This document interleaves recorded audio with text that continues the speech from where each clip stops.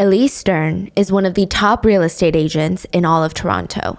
And it was December 15th of 2017. It's a Friday morning, 22 degrees Fahrenheit in Toronto. She's about to show two clients from China and their realtor a $6.9 million mansion.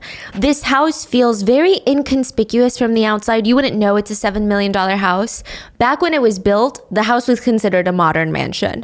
It's got these sharp, square, angular designs and these very high ceilings. It's constructed from what looks like concrete slabs. And back in the day, you know those glass bricks? Do you know what I'm talking about? They're like glorified glass cubes that are blurry and you can't really look into it. A lot of that is used. Now in 2017, it does feel a little bit outdated and a little bit cold, honestly. The asking price of nearly $7 million, though, is due to the size of the house and the location. I mean, this place is massive. 3 levels, 12,000 square feet, 4,000 square feet per level of the home. But the main selling point is the zip code. The neighborhood is filled with successful families, owners of businesses, CEOs of major corporations, doctors, surgeons, and now a ton of foreign investors are coming in, like this Chinese couple. Now, to give you some context, this very house that Elise was about to give a tour of belonged to Barry and Honey Sherman, one of the richest families in all of Canada, if not the world. Their estimated net worth is close to $7 billion. They owned the largest pharmaceutical company in Canada. You could argue they're big pharma. The couple would host gatherings in this house with elite Canadian business figures and even the Prime Minister, Justin Trudeau. He frequented the Sherman family residence. I think that gives you some sort of insight on what kind of neighborhood this is, but also what kind of home this is. Hopefully, the potential buyers are going to be impressed by the location, the size, the outdoor swimming pool, the outdoor tennis court, jacuzzi, cedar sauna, and the underground lap pool. When they pull into the driveway, Elise starts her tour. She opens up the front door, and inside, the housekeeper is there. Elise makes a little bit of small talk while leading the potential buyers from room to room. She knows which features to dwell on. The big kitchen, people like that. Spacious living room, great for families, people like that. The modern spiral staircase that leads down into the basement, people like that. And Elise knew which rooms to just kind of breeze past. And this is the hobby room, media room, I guess, if you will. The clients kind of poked their heads into this room, and Elise knew that this room was kind of creepy. It was probably part of her plan to spend as little time as possible in this room with potential buyers. So the room itself is all right. It's the choice of art. Inside the media room, there are 2 colorful life-size figures, human size. And they're not even figures. They look straight up like sculptures of one woman, one man. They're sitting next to each other, side by side, on top of these giant speakers. And they're multimedia sculptures. So these humans, they're made of not just marble or clay, but they're made of like license plates, old wood, pipes, pieces of skateboards. So it's like some kind of art? Yeah, they look like a sustainable version of Ex Machina, you know, the AI robot, if she was made up of like recycled material only. But it's just a decoration though. Yeah, but people think they look kind of like creepy mannequins, honestly. Okay. It's a very specific type of art that only rich and eccentric people would be into. And Elise didn't like it, and she could sense that the Chinese buyers didn't like it either. It's rumored that Elise actually begged the Shermans to put the statues into storage while they did the real estate listing photos and the tours of the home, but they refused. They loved their very interesting, eccentric art. Elise tries to make this very quick. She's like, this is the media room. Like, let's just head out. But as she's leading the clients out of this media room, she does notice something. The window to the room is open about 6 inches. Interesting. She leads them down into the basement next. So there are 2 staircases that lead down here. This is the main one. Oh, sorry. She starts quickly turning on all the lights. This is the recreation room. Then you have the sitting room, the garage, and Elise sees in front of the 6-car garage door, a few papers are just dropped on the floor, like literally middle of the hallway, on the ground. A pair of driving gloves are also next to it, and a BlackBerry. It feels messy. Elise remembers thinking, what the hell? I'm trying to sell a house here. I'm trying to sell a house. BlackBerry, the phone. Yeah. Okay. She smiles, bends down, quickly picks everything up, and she knew that this was Barry Sherman's BlackBerry because he's the only person that she knows that still uses a BlackBerry. So she quickly picks them all up, puts them on the ledge and smiles, and then opens the door to the underground garage. Then it's the cedar saunas, and now, yes, the indoor lap pool. So in Canada, you have to have security features to keep children out. So you just press this. Elise reaches above her shoulder height, presses a red button, and opens the door to the indoor pool. The lights of the indoor pool are not on. But like most pools, it has a pool light. So imagine a pitch black room with no windows, because this is basement level. There's no exterior, there's no skylight, no sun in this room, right? Pitch black, but the light in the pool is on, and it's being filtered through the water and this very dark blue pool cover. It's almost just adding like a weird, eerie glow into the room, a slightly blue-black hue to everything. And it's a big room. I mean, the pool itself is 45 feet from one end to another. Wow. I'm sorry, I'm going to get very descriptive, but this room is very important. The pool itself has 2 lanes, and they have these silver railings around the perimeter of the pool. It kind of reminds me of Pilates bar or like the ballet bars that are made of steel. But instead of going into the pool like a hand railing, it's just on the side, like giant staples just stapled to the edge of the floor. Yeah, it's very interesting. Like a little fence. Yes, but it's not really a fence because anyone under 3 feet could just slide right in and fall into the pool. It's literally just a U shape upside down. For my audio listeners, right? But if you guys are watching the video, I'm going to put a picture. I imagine if you're trying to walk out of the pool into the jacuzzi, because that's kind of where those railings start and stop. Okay. I think that's what they put it. The railings come about stomach height, so it feels like handrails. They're about 3 feet tall. So they walk in a little bit. They don't turn on the light. And the other agent, the one representing the Chinese buyers, asks Elise, "What's that?" Elise kind of looks in the general direction that he's looking at, and her brain stops for a split second. That's what she says. You know when your brain doesn't actually know what you're seeing? She saw them, the Shermans. They're sitting on the floor on the edge of the pool, and they're facing away from the pool, away from Elise and them, and just kind of sitting there, eerily still in darkness. Their heads were kind of extended as if they were being held up by something, and it was just so bizarre and unexpected. Elise wasn't immediately connecting any of the dots. It is likely that Elise was in shock. Elise didn't speak, so the other agent, his name is Zhao, he fills the silence with something along the lines of, "Oh, maybe just some more weird art." Because I think he also doesn't know what's going on. And considering they just saw some weird statues, he thinks, wow, these homeowners are kind of weird. And Elise said, I thought, yeah, okay, let's just go with that. So I said, yeah, they like weird art. Elise said that she did think perhaps that maybe the Shermans were doing yoga next to the pool. Elise knew that one of the Sherman kids was a yoga instructor, so maybe they were practicing. But regardless, it was weird. She rushed them all out of there because, and I quote, "I had my head on enough to know that whatever was going on, these strangers don't need to be a part of it. It was just a weird vibe. It was just a weird thing." Wait a minute. So they see the Sherman sitting there. Yeah. In a kind of strange yoga-like pose. Yes. They're not approaching to say hello. No. They just left. Yeah. Okay. Clearly, Elise knew that something was weird because she ends the tour early, rushes the clients out of there, and had one of the staff at home run downstairs to check on the Shermans, and they were not doing yoga. The billionaire couple were dead, and they were posed just like the statues in their media room, sitting next to their indoor lap pool, hanging from the pool railing. So remember how she said their necks looked extended? Mm-hmm. Because there was a belt around their necks that was hanging to the 3-foot steel railing. They were posed with their legs crossed as if they just sat down to read a newspaper side by side, and they were dead, posed like the creepy statues from their media room. And all signs pointed to they were murdered. You know how it's said that you only get justice if you're rich? These are billionaires that we're talking about. If anyone's gonna get justice in our weird justice system, it's gonna be billionaires, right? Maybe not. Not when it seems like almost everyone in their lives had motive to kill them. The Shermans were big pharma billionaires. They had 4 heirs 4 children that were going to be instant billionaires the moment that they passed away. They had cousins who claimed it was their birthright to have $1 billion of the Sherman fortune, a relative who admitted to fantasizing about killing Barry Sherman. He said he fantasized about killing his cousin and then kicking his head around.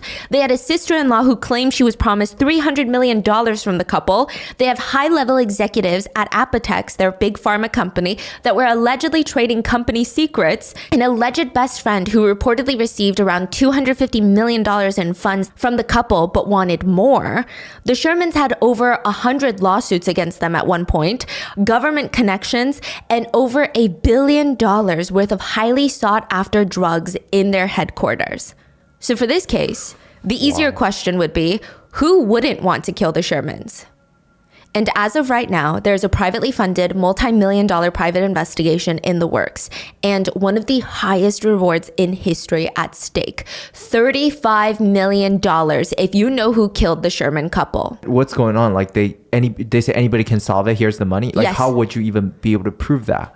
Like show evidence? Yes. And go to court? The crazy thing is the speculation out there is somebody who knew something, because this is not a one-person job, is the speculation. And there is life-changing money on the table. So maybe the only reason someone won't talk is because $35 million is not worth being dead. Or 35 million is less than however much they got. Wow. We would like to thank today's sponsors who have made it possible for Rotten Mango to support Share Our Strength. 9 million children in America live in households that experience hunger, food insecurity, or lack access to affordable, nutritious diets. And they have been a leading nonprofit for 39 years. And since March of 2020, they have provided more than 2.8 billion meals, and they're working hard to provide more. This episode's partnerships have also made it possible to support Rotten Mango's growing team of dedicated researchers, translators, while we focus on shedding light on stories from all over the world. We would also like to thank you guys for your continued support and your understanding as we work on our mission to be worthy advocates of these causes. So as always, full show notes are available at rottenmangopodcast.com. But before we get started, I do need to preface this video by saying we are talking about an unsolved case today. There have been no convictions. There are no official list of suspects released by the authorities. Netizens have gone crazy over this case, speculating on who did what, who has motive, which, side note, all of this that we're talking about, purely speculations. But the tricky thing about this case is, you know how other unsolved cases we've covered, there's usually like 1 or 2 parties where you're like, okay, they do seem a little bit suspicious and I can see why the internet is wary of them. But with this case, there are truly so many possibilities on who could have motive, and it's looking to be one of those cases where we may never really know the truth, which is crazy considering 2 billionaires were allegedly murdered. And one would imagine that kind of case gets solved quickly, but here we are. And another thing to note, this case seems incredibly secretive. Everyone connected to the billionaires seems very hesitant to talk to anyone. There is a lot going on, you'll see. And I want to say most of what we know today about this case is thanks to one journalist by the name of Kevin Donovan. He wrote a book on this case called The Billionaire Murders. And obviously, while the subject of the book is incredibly heavy, we're dealing with 2 deaths. I will say that he's very talented at not just writing, but also his job as an investigative journalist. He is the one that spoke to hundreds of people that were close to the family. I mean, I feel like at times he probably risked his career and his life, maybe even, to dig into this case. He's gone all the way to the Supreme Courts in Canada to get information on this case. He is an author, podcaster, docuseries producer. He's followed this case since the beginning. He's interviewed, re-interviewed family, friends, public sources, even the billionaire family's private investigators to just get the most comprehensive information that is now available to the public thanks to him. So all in all, check out Kevin Donovan. I'm going to link all of his stuff in the description. I mean, our team can really only aspire to be like 10% of his talent. And with that being said, another quick disclaimer. We're talking about a bunch of billionaires today. There are a lot of theories as to who did what in today's case. And I'm going to be presenting to you the main list of people that the internet suspects of being guilty. But again, keep in mind, nobody has been charged or convicted of a crime. Anything that I say in today's episode is opinion and not a fact, is theory, not a fact, internet speculations that have been compiled into an easy to consume video. These are not facts. These are theories and opinions. Also, because this case is still ongoing, anyone who may recognize this person, if you guys are watching the video, is asked to contact the investigative team, which I will leave a list on how to contact them down in the description. So with that being said, let's get into it.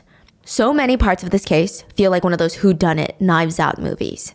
Inside the mansion, where billionaires Barry and Honey were found, there were 3 other people. The housekeeper, the gardener, and the real estate agent. When the police arrive to the house, they separate the 3 immediately, and they start asking them questions. How is it that 3 people are in the house, moving around, cleaning, watering indoor plants, giving a tour, and nobody saw the dead body sooner? The housekeeper told the police what happened since she arrived at the house. I arrived at around 8:25 a.m. Nelia, the housekeeper, said she did notice a few things that seemed maybe out of place, but nothing very alarming. So first, she noticed that Honey's Lexus was parked in her normal spot outside the house. She never parked it in the garage. There's snow on the car, no tire tracks, meaning she had been home at least overnight, and she was likely still home because her car is in the driveway. Nelia turned off her car, steps out into the snowy driveway, and that's when she said it hit her. She's like, such an odd feeling. She said, I felt a black feeling when I approached the home. That's how she describes it. And she thought maybe it's just the drabby weather. It is 22 degrees, gloomy and snowing. She rushes to the front door where she sees the Toronto Star. This is Barry Sherman's favorite newspaper, and usually by the time that Nelia gets to the house, he's already taken it in from the front door and reading it while he's like drinking a cup of coffee. What time is that? Do you know? 8:25 a.m. Okay. But it's Friday morning, maybe the couple had a long night. So she said, I picked up the newspaper, came in through the service door on the side of the house. The front door is exclusively for deliveries of the morning paper and, the Prime Minister. As Nelia is about to slip inside, she spots another car pull up. Megan Young, the personal trainer for the couple. She thought, okay, I might as well wait for her because what's the point of going in? And then I got to open the side door again for her. So she stands in the snow. Megan's kind of rushing towards her. She unlocks the door with the key, steps inside, and the alarm system is off. Because usually it starts beeping. You got to enter a code or disarm the home, right? Mm-hmm. It's off. It's weird because the billionaires, they don't have any CCTV in the house. Yeah, they were like really against it for some reason. I wonder if they thought people could hack into it or listen, but they only had like alarm system for windows breaking or doors opening, things like that, I imagine. And they usually kept it on when they're asleep or when they're home. It's always on, even if they're not asleep. Okay, so he didn't come out to grab the newspaper, meaning he hasn't leave the house at all. Yes. So likely the house is still armed. Yes. But it's not armed. Not armed. It's weird. It's very weird. She said that she had been working with the Shermans for about 3 years and rarely ever saw the alarm off when the couple were inside the house. And the police are like, okay, then what else happened? Well, so Nelia had let in the furnace company worker. The family had been using this specific furnace tech company for years because the mansion had 4 furnaces. So Nelia lets him in and he goes into the basement with his tools to do some work. Wait, so how many people's in here now? There's a bunch of people in there, but they're all gonna leave. Oh, but okay. So furnace person is one person or? One. Okay. So he's in the basement, just in like one of those utility rooms. So it's like those unmade basement rooms where all the security functions are and stuff like that. So he's in there working on the furnace. Nelia then goes to try and find her bosses because, their personal trainer Megan is there for a session. She goes upstairs, pokes her head into Honey's room. Honey's not there and her bed is made. Strange. She goes into Barry's room. So yeah, they sleep separately because Barry is known to have insomnia. And when he finally falls asleep, they say he sounds like a bear in hibernation. She pokes her head into Barry's room. He's not there and his bed is made. Strange. Nelia thought, okay, maybe they left early. She checked Honey's bathroom and her sink is dry. I mean, all of this is strange, but it's not as alarming as you would think. The Shermans, like most wealthy families in Toronto, they have winter homes where they have condos in warm areas like Florida or Southern California to escape once the winter gets unbearable. Maybe they left without telling her. Nelia told Megan that the Shermans weren't home and she didn't know when they would be back. Megan's like, okay, let me just stick around and wait a little bit just in case. But eventually, both Megan, the personal trainer, and the furnace worker, they leave. The housekeeper did notice something that was odd. She was cleaning the main floor, and in the guest bathroom, the powder room, so it's like a half bath, not even a shower in there, Honey's iPhone was on the floor. So she picked it up and just put it on the vanity near the sink. Wait, what room? One more time? It's like the powder room. like a half bath. On the main floor. So it's like when you have guests over, you'd probably direct them to that bathroom. Right. Okay. It's weird. So she puts it on the vanity and goes back to mopping. And it wasn't until around 10:45 a.m. that the house starts getting a bit busier. Real estate agent Zhao and his 2 Chinese clients show up. They're let in by the Sherman couple's realtor, Elise Stern. Elise and Nelia have a quick chat where, Nelia's like, I don't think they're home right now. And Elise is like, okay, well, can you help me turn on all the lights? And Elise felt kind of annoyed, I'm sure. Maybe it was a bit of an inconvenience. The Sherman couple were supposed to give Elise a home inspection report, and now she didn't have it since they weren't home. She decides to kind of look around the house for it, but it's not there. No matter. She shows the Chinese couple the upstairs, the main floor, the kitchen, all the appliances, and this is the guest powder room. Elise's eye caught on something sparkly on the vanity near the sink, and she thought it was odd. She said, a cell phone. I didn't know it was Honey's at the time. It was where the sink was, and it was just weird because I didn't know who it was, and it was all glitzy and sparkly, and I remember thinking, whose cell phone is this? Again, not alarming. So Elise goes on the rest of her tour, shows them the upstairs, the main floor, even the hobby room with the creepy statues. Again, at that moment, nothing felt sinister, but Elise remembers that window being open in the hobby room. She said it was open about 6 inches, and she thought maybe because that hobby room had just been repainted, they're airing out the paint smell. It's weird. Yeah. She didn't think twice about it, and when they went into the pool room, they saw another 2 statues sitting next to the pool. The other realtor and potential buyers, they just believed it was more weird art. Elise knew that there was no art in the pool room. It was odd. So she quickly gets them upstairs, ends the tour early, and the clients are like, well, can we at least walk around the outside of the property to see what the backyard looks like? And she's like, yeah, go do your thing. She rushes to the housekeeper, and at this point, the gardener had just arrived and was already watering some houseplants on the main floor. Mainly orchids. The Shermans loved orchids. And Elise asks the housekeeper, can you go downstairs to check on the Shermans? They're in the pool room. Which is a very normal, easy request, right? But Nelia immediately starts freaking out, which is weird. And it just made everyone anxious because she just kept screaming, what's wrong? What's wrong? What's wrong? And she explained that she had a black feeling when she walked into the house. She had a black feeling. Also, side note, I think that Nelia's anxiety comes from the fact that so many weird things had happened earlier in the morning, and she knew that Honey never willingly went into the basement because her knees were bad. Honey almost never went to the basement. Yeah, like the whole iPhone on the floor, and yeah. That's hard. So Claire, the gardener, who just recently arrived, she's like, you know what? I'll go downstairs and check. It said that she grabbed a butter knife from the kitchen, ran downstairs, navigates through this large basement, through the hallway. The indoor pool is in the most secluded part of the basement. Because, basements usually have a media room and there's the common areas. This is on the deepest corner. She walks in and walks the length of the pool, 45 feet to the deepest corner. And she walks straight up to the figures. It was the Shermans. Claire runs back upstairs where Elise and Nelia are anxiously waiting for her, and she announces, they're dead. They were dead, and they had been dead for a while. Elise, the realtor, made a quick call to Honey's sister, Mary, and then she called the police at 11:43 a.m. She said, somebody killed my clients. I'm going to give you a breakdown on how their bodies were found, and I'm going to try and be as descriptive as possible in case you're listening to the audio version. But for the video version on YouTube, there is a drawing that depicts the scene. I don't know if it's going to get past YouTube, but we'll see. The Shermans are half laying, half sitting, side by side next to the pool. So you know how you sit crisscross applesauce? But their legs are kind of extended, which is not really a comfortable way to sit without anything supporting your back. Yeah. It's like an L shape, right? That's how they're sitting, and they're both facing away from their pool. Their legs are outstretched, not bent, and around their necks were leather belts that were tied to the 3-foot tall handrail above their heads. That is the only reason they're half sitting. If their necks were not tied, their bodies would have just been laying flat on the ground. What is the tie by? Leather belts. Their lips were purple. There was dried blood on Honey's face, whereas Barry's face did not show any injuries. He was still wearing his glasses, and they didn't even look disturbed, so they were sitting very nicely on his face, which a lot of witnesses said he looked very peaceful. One of Barry's legs was crossed over the other, just like the statue in their media room. But also, it's just very odd that he looked so relaxed, like he's about to read his morning paper.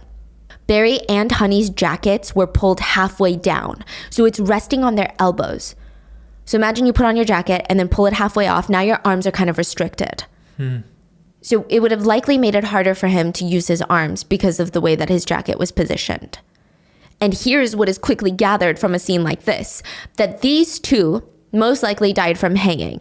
Hanging is typically associated as a choice that one makes for themselves, right? And not typically considered a homicide. But it's very hard to differentiate between hanging and strangulation.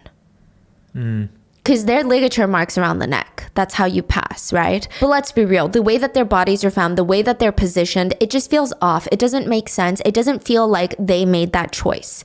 And what makes the whole thing even fishier is that the police will soon rule out foul play, not officially, but basically, okay? They stated that they had no suspects that they're going to be going after, which to a lot of journalists sounds like you're ruling out foul play. It's interpreted by the media as the police either believe that this is a double exit and they both decided, let's exit life together, or one of them killed one and then exited. Even though they didn't state it outright, their verbiage implied that's what they're thinking, because if it's a double homicide, they'd be like, we're looking for suspects. Because there's no way that this is accidental. This is not medical or a natural death.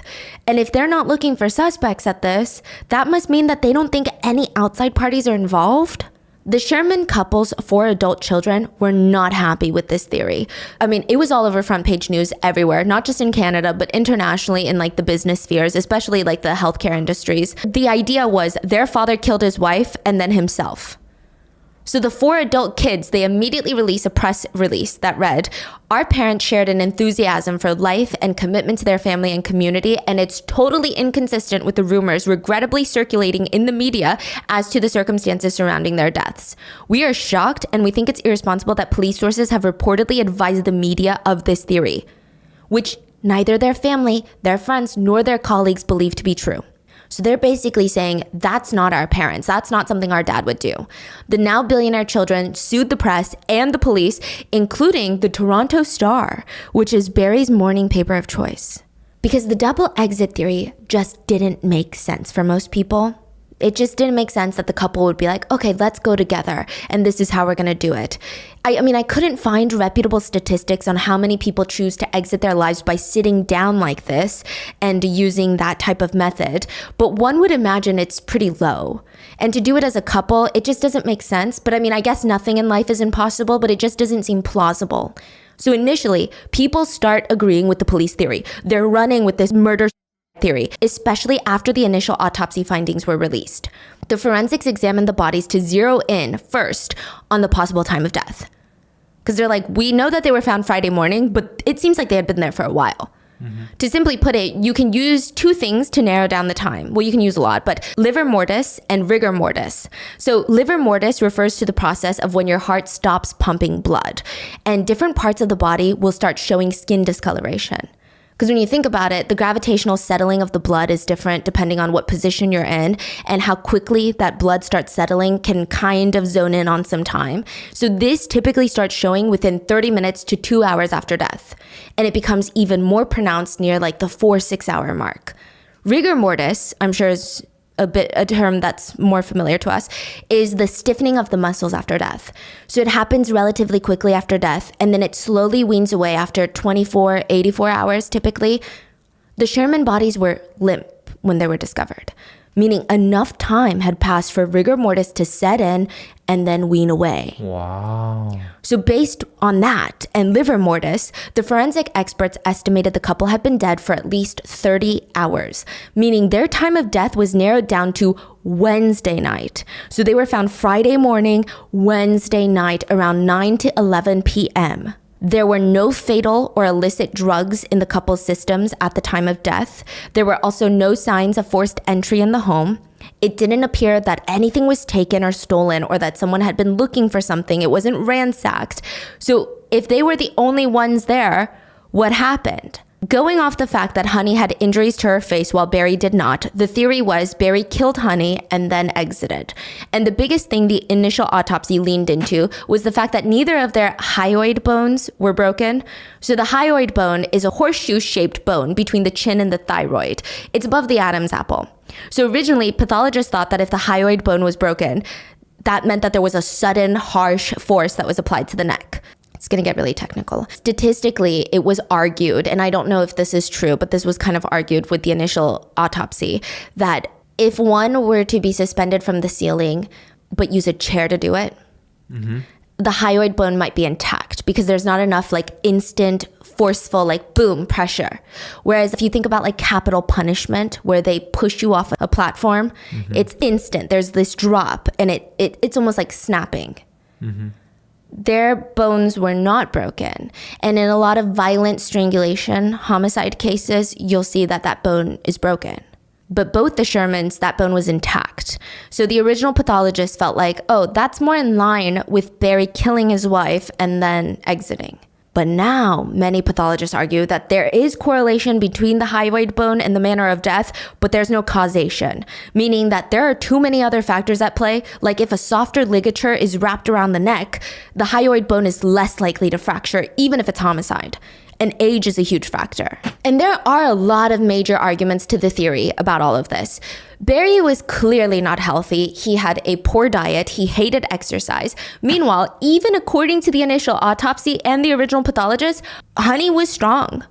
She was around the same weight as Barry and had considerable bone density, which meant that she was likely very strong.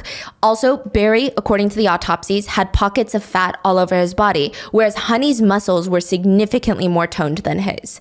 And reportedly, close friends said that Honey was so tough, there was just no way that Barry would kill her. They said if anyone was going to kill the other in this couple, in this relationship, and move the body, it would have been Honey, not Barry Sherman. So how did he overpower his wife and then exit his life by choosing to be suspended by a very low railing where he could easily just get up if his survival instincts kicked in? It didn't make any sense. There were also other ligature marks found on their wrist, which indicated that they were both tied up at one point. Why would Barry tie up his own wrist if he was the culprit? Yeah. But the most puzzling question of all, Barry, pharmaceutical giant, owner of a drug empire, if he's going to kill his wife and then himself, would he not have found a simpler, easier, more painless way? He's got access to a lot of drugs. Right. Barry Sherman's will had one main line, and it read, "I will leave everything to my wife, Honey." I mean, of course, there are other details how the estate will be handled, but Honey is also dead. Honey did not have a will, so their collective estate was divided equally into 4 parts and distributed to their 4 children, with each child receiving about $3.2 billion. Wow. It's hard to say that someone needs to act a certain way when they're grieving. You know, me being like a nervous laugher, I completely like stand by this statement, right? There's no playbook for grief or shock or how to process it. But some of those that were very close to the Shermans, they said that some family members responded interestingly. Yeah. Once news broke of the Sherman suspicious deaths, their actions definitely raised a few eyebrows. So the Sherman parents, they're now deceased, and all 4 of their children have become billionaires. And naturally, some people started suspecting, did they have something to do with it? Because there's a lot of money to be gained. And it seemed like the 4 Sherman kids, they had very little in common with each other, but also with their dad, other than their net worths. None of them wanted or were capable of taking over Apotex, the pharmaceutical company. Lauren, the oldest, is a yoga teacher and a mental health counselor. How old are they? They're in their late 20s to like throughout their 30s. Huh. They're adults, yeah. So Alexandra is another daughter, and it feels like she's probably the most like her dad. She hates flaunting money. She seems heavily involved in various charitable causes, and she's very interesting. She's the one kid that just really wanted to do her own thing. I feel like you kind of like know that kid in families. She became a registered nurse, got married, started her own family. And side note, she was a nurse for a shelter that helped the unhoused. She spent a lot of time working with Indigenous people in North Canada, and she just really wanted to make her own path for herself. And now with the Shermans gone, it seems like she is the most involved in continuing their charity work. It's said that a lot of the people and like all the relatives, they looked at her as the rock to lean on when the couple had passed. I don't know any of these people personally, but it seems like the Sherman parents were also the closest to Alexandra. The whole reason that the Shermans were putting up their house for sale was because they bought a plot of land down the street from Alex and her family, and they were working on constructing a new $30 million mansion to be closer to Alex and her children. Wow. It was going to be a 16,000 square foot house with a retractable roof, whatever that means. Like the whole roof, a portion of the roof, I don't know.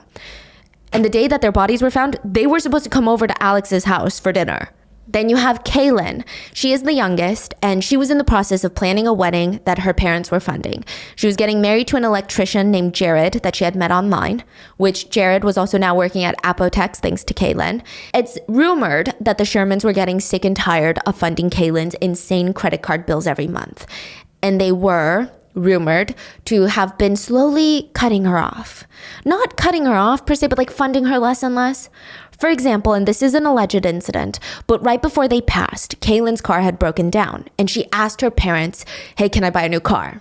You know, normal people get it fixed, but billionaires, they just buy new cars. And normally the Shermans are like, yeah, buy a new car. But this time, allegedly, they told her, why don't you get it fixed like everyone else instead? So this is the part that raises eyebrows. The rumor is, soon after the Shermans' death, Kaylin was heard going around talking about how her parents had told her right before they died to go buy a new car. So she did. Allegedly, she bought a new car the week that her parents passed.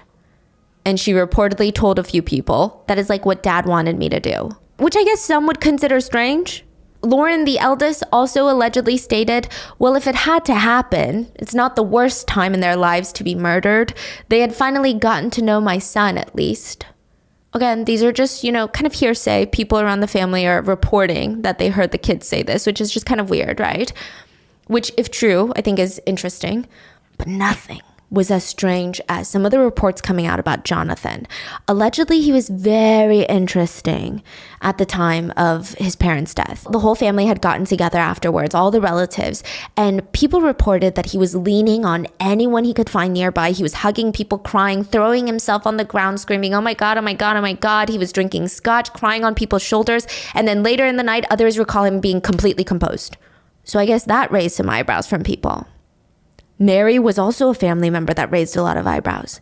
Mary is Honey's sister, and when she heard the news, she immediately boarded a private jet from Florida, where her winter condo is. And just to give you some context, Mary is not independently wealthy, so she is financially dependent on her sister Honey and her brother-in-law Barry Sherman. She claims that she did exchange work for all of these funds, but I'm sure it was probably not the market rate, She's not independently wealthy. She flew on a private jet back to Toronto and allegedly went around telling anyone who would listen that Honey, her sister, had promised her $300 million right before she died. She also downed a ton of drinks and snapped at Jack Kay, which is one of Barry's first business partners in Apotex and would later be the CEO of Apotex briefly, and just straight up screamed at him along with Honey's best friend since childhood, just like making a scene. But really, none of that even would compare to Carrie Winter. Carrie Winter is Barry Sherman's cousin, and he stated that the couple deserved to die. And honestly, he stated, it should have been worse. Their heads should have been twisted off and kicked around like soccer balls. Carrie said Barry Sherman was a curse. Anyone who associated with him would end up with bad luck. He cared about one thing: money. Making lots of it, and not caring who he destroyed, who he stepped on. So why does Carrie hate Barry Sherman, his own cousin, so much? That is a $1 billion question, literally. Carrie sued his cousin Barry Sherman for $1 billion. Carrie and his brothers were allegedly referred to in the family as the Winter orphans because their parents, Lou and Beverly Winter, passed when they were young. And the Winter orphans consisted of adopted son Tim, and then 3 biological sons, Jeffrey, Carrie, and Dana. So Tim, Jeffrey, Carrie, Dana. They all hate Barry. The last 3 sons hate Barry the most. Tim kind of does his own thing because he's a chef, but the last 3 sons, they felt like they were all owed a piece of the pharmaceutical company Apotex, and Barry Sherman had screwed them over. Did they explain why? How? Oh yeah, we're gonna get into it. So Apotex is the largest pharmaceutical company in Canada and the 7th largest globally. It's founded and led by Barry Sherman. Net worths, I don't think are really ever accurate, but it's suggested that at least Barry Sherman was worth like $7 billion. And probably more. Apotex is said to sell over 300 generic drugs in more than 115 countries. They fill over 89 million prescriptions a year in Canada alone. They manufacture over 25 billion doses of drugs a year, and annual global revenues are estimated to be around $1.6 billion. And that's just half of where Barry Sherman wanted to take Apotex. His company goal that he's on track for before he passed was to reach 50 billion doses. So you're looking at, if you double that, if we just make it simple math, maybe even potentially $3 billion in revenue a year. Their HQ is in Toronto, and globally they employ around 11,000 employees. And side note about the headquarters, it feels more like the Federal Reserve. It's got higher security than Area 51 in the US. Apotex headquarters has these concrete and steel walls that are about 2 feet thick, and locked behind this giant vault at any given time, they've got nearly $1.3 billion worth of active pharmaceutical ingredients waiting to be made into coveted painkillers. Entry into the vault is granted by a fingerprint lock that only 2 people can open. We have no idea who these 2 people are. And by the way, the door itself into the vault weighs 1,000 pounds. Yeah. Side note, Sherman did step down as CEO in 2014, but he's heavily involved. He's still the chairman. He really was a tank in the pharmaceutical industry, Barry Sherman. People said that he's like a real-life human scanner. He's got a photographic memory, and if you give him like a 100-page intense legal document, high stakes, incredible, all the legal jargon, 100 pages, he would sit there and he would have it so close to his face, like a human scanner, like a robot, scanning each page, taking 0 notes, put it down, and he'd say, "Looks good, but there's a typo on page 42. And sure enough, there was. He also had some sheer confidence backing him up. One time his business partner asked him, "Why do you think we're going to be successful when others have failed?" And he responded, "Because I'm smarter than everyone else." Damn. But just because your cousin creates a billion-dollar company, does that make you entitled to a piece? This one is tricky. It's complicated. And it goes all the way back to Barry's childhood. Before being a billionaire, it was just Butterball Barry. That was his nickname. In school, he was described as a butterball and sluggish. He was very lethargic. He seemed perpetually sleepy. He was physically awkward, introverted, unless you talk about God. Yeah. Over the years, if someone said, "Thank God," in front of Barry, he would say, "There is no God." Yeah, I don't know. Which is fascinating because Honey is very religious. Yeah. He also says that it's incomprehensible that intelligent people believe in, quote, preposterous mythologies. Those are his words, not mine. So growing up, Barry didn't seem that great at studying, like at all. But later in high school, his competitive nature just kicks into high gear, and he knew that he was really good at the math and sciences. People even called him a genius. His closest friend said that guy had insomnia even when he was a kid. Like not even as an adult, he developed insomnia. And it's probably because his mind never shuts off. But there was definitely some trauma early on. So one day, Barry's dad owned like a small zipper manufacturing company, like where they manufacture zippers. And his dad went to work, never came back home. He had a heart attack and died. Barry learned that his dad had been hiding a congenital heart defect and did not tell anyone in the family. Nobody saw it coming. Nobody. And now Barry's mom had to raise all of her kids on her own, and it was tough. Barry started college at 16 at the University of Toronto, then went on to get a PhD in astrophysics from MIT. At MIT, he had a 5.0 GPA, and his whole life goal was to work at NASA one day. I mean, just to give you an idea of how smart this guy was, his thesis at MIT was called Precision Gravity Gradient Satellite Altitude Control. I don't even know what that means. And he eventually received a patent from the US government for his thesis. During the summers, he didn't want to just sit around, so he looked for anything that could gain experience. And it was kind of perfect because his Uncle Lou Winter, Carrie's father, owned a generic drug company called Empire Labs. Empire Labs at the time focused on running pregnancy tests. So I'm going to take it way back then. So you know how these days you can pee on a stick at home and it tells you if you're pregnant or not, right? Mm-hmm. Back in the day, they didn't have that. So you would have to go to a doctor's office, pee in a cup. They would send it to a diagnostics lab like Empire Labs, and then they would run the test through these crazy machines and tech that they have, then tell the doctor the results. So he was basically a urine delivery boy, if I'm putting it nicely. He would just deliver urine. But he quickly ranks up. Even under Uncle Lou, who is known to be a crazy temperamental boss, he would get red in the face and scream at anyone that did something that he didn't like or didn't think that he was smart enough. So Barry's getting very fascinated working under Uncle Lou. He's like, ooh, the pharmaceutical industry, he's learning a lot. And he's probably learning a lot about how much money there is to be made. And then tragedy struck again. So Beverly is Uncle Lou's wife. This is Barry's maternal aunt. She's diagnosed with leukemia, and things are not looking great. So when Barry gets an urgent call from his sister about the Winters, he's assuming, oh my God, Aunt Beverly died. But his sister's like, no, it's Uncle Lou. Uncle Lou passed away. He had an aneurysm in his brain that burst. He was dead. And then a few months later, Beverly passed away. And now the Winters, the 4 cousins, they were orphans technically. All they had were Empire Labs, but they were young. Like, I think the oldest was 7 years old at the time. Barry was 23. So the 4 Winter orphans, and that's how the family referred to them, allegedly, not me. They were adopted by a local couple that happened to be doctors. But Carrie would claim that these adoptive parents were very abusive. And the whole point of Empire Labs was a board of trustees would take over. They would grow it, maintain it until the Winter kids were of age. And then either it would be sold and they would get the profits, or the Winter kids would take over once they were age. Because, you know, what can a 7-year-old do? Yeah. And they don't want to just shut down Empire Labs, right? It was handed over to a board who appointed a new CEO. And Barry saw this, and they saw them destroying his uncle's company.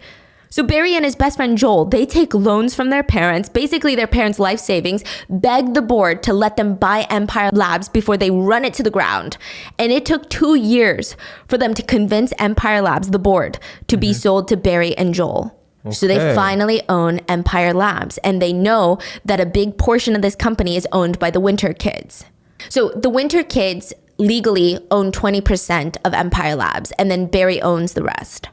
Okay, so 4 kids owns 20 and 5% each. So the first day in office, Barry told his best friend from high school, his business partner, we're going to be millionaires. The next day, after looking over all the company documents, he looked at his best friend and said, we're going to be bankrupt.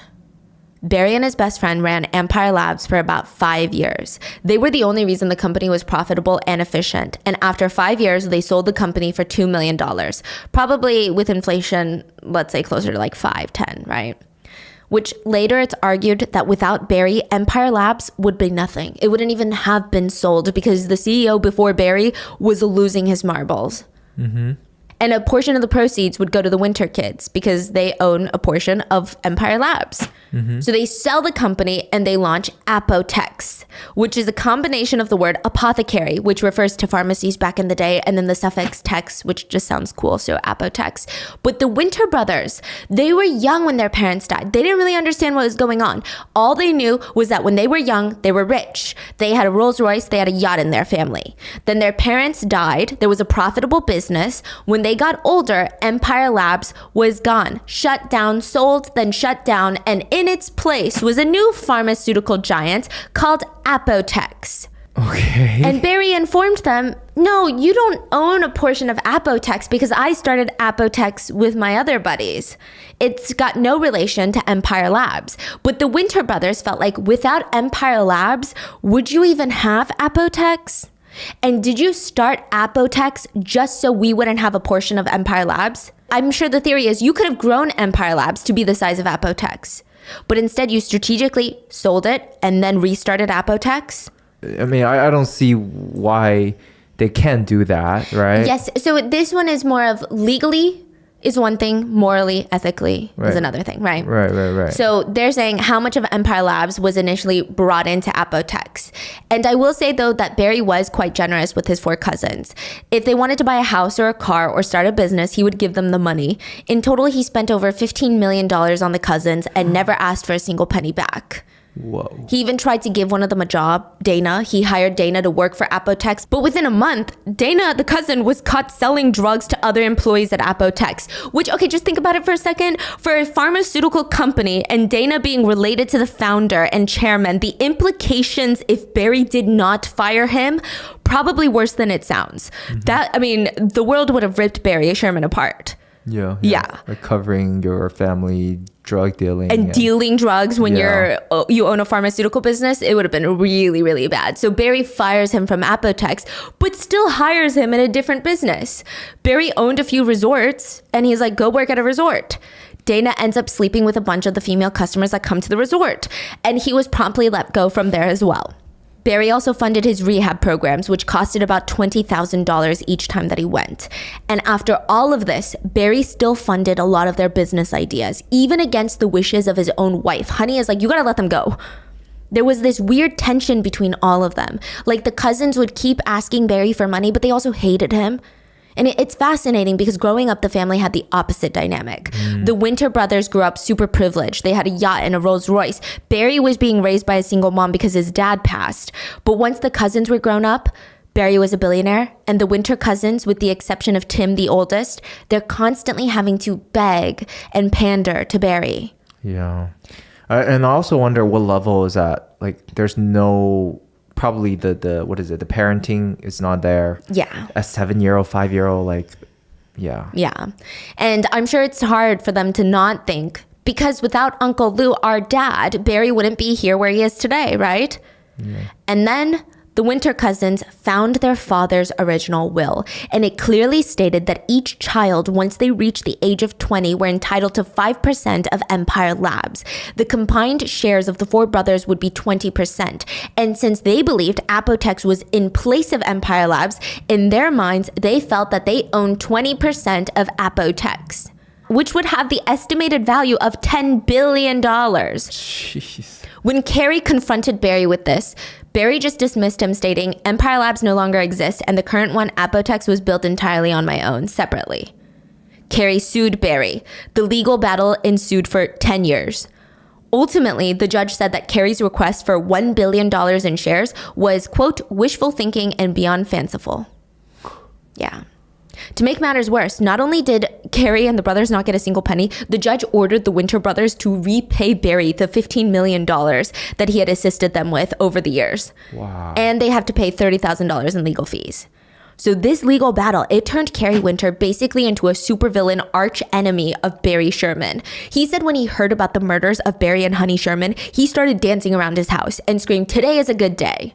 I mean, what is that going to do for him? Like, yeah. I mean, wow. Later, when accused of murdering his cousin, Carrie said, "No, the way I was going to do it wouldn't have been with belts. It was going to be in the Apotex parking lot. That was my vision.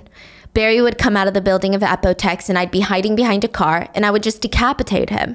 I wanted to roll his head down the parking lot and then I would just sit there waiting for the police."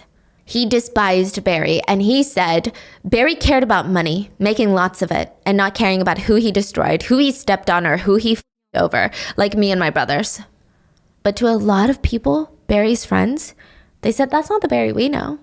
Barry's actually quite a benevolent billionaire. That's what they said. And I think, yeah, it can be argued that billionaires can't truly be benevolent, but I guess they're using it in comparison to other billionaires in the circle, right? Maybe they're a little bit more charitable. Barry Sherman was known for dropping millions of dollars on random charities, schools, hospitals, and even individual people. He would buy random employees' houses. The couple had multiple buildings named in their honor for their generous donations, and they were known for their philanthropic ways. And again, a lot of people would argue that they only donated because they had to, socially and financially, to get those tax incentives. So we don't really know what the real motive of them wanting to donate is, but people do remember them as philanthropists. They were one of the biggest donors to charitable causes in Canadian history, giving away an estimated figure in the hundreds of millions of dollars. It's unclear how much they donated because a lot of the times they only donated under the condition that it be fully anonymous. The funeral of the billionaire couple would have around 7,500 people in attendance. And this is not an open funeral. So sometimes with community members or victims of crimes, there will be open funerals for the community to come together and show support, right? The Sherman funeral was closed, meaning only the people invited were allowed in, and there were 7,500 people invited. Because the sheer amount of people, I mean, it was held in a massive space that looked like an airport hangar. There were 6 jumbotrons, like the giant screens, projectors, so that the audience could see what's going on stage. Wow. Yeah, to hear the family members give speeches. Security was top notch. I mean, it had to be. The Prime Minister, Justin Trudeau, the Mayor of Toronto, they were all in attendance. It was comparable to a state funeral. The private security was hired by the family and they controlled who got in, who left the funeral, and they were all given a single task by one of the kids, the Sherman kids. It wasn't keeping the Prime Minister safe. I'm sure he had his own security. It was a picture Before the funeral, Jonathan Sherman, the Sherman's only son, handed the security team a picture of a funny-looking man, and they were to memorize every little detail on this man's face and ensure that he did not, under any circumstances, get into the funeral. Every single one of the 7,500 faces of the people in attendance were thoroughly checked by security, and the man in the picture was Frank D'Angelo, Barry Sherman's best friend and one of netizens' suspects for the Sherman murders. Best friend. Best friend. The consensus online, and a lot of people who knew Barry and Honey Sherman, is that they were both murdered. And personally, this theory is the only one that makes sense even in my head. The idea that they both did this to themselves willingly doesn't make sense, or the idea that Barry did this to his wife and then himself also doesn't make sense. The Sherman kids funded a second private autopsy, and there were a lot of new findings. Everyone agreed that the medical cause of death was strangulation, right?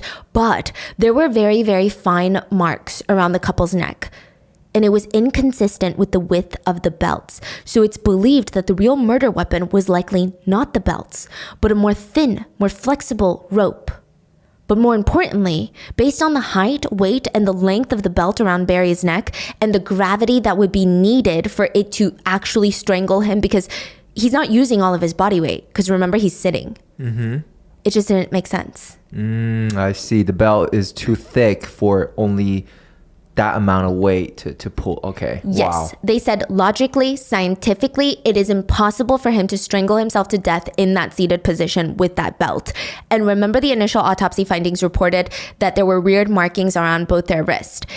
If Barry had done this and he had tied both of their wrists for whatever reason, wouldn't those be readily available left somewhere on the premises?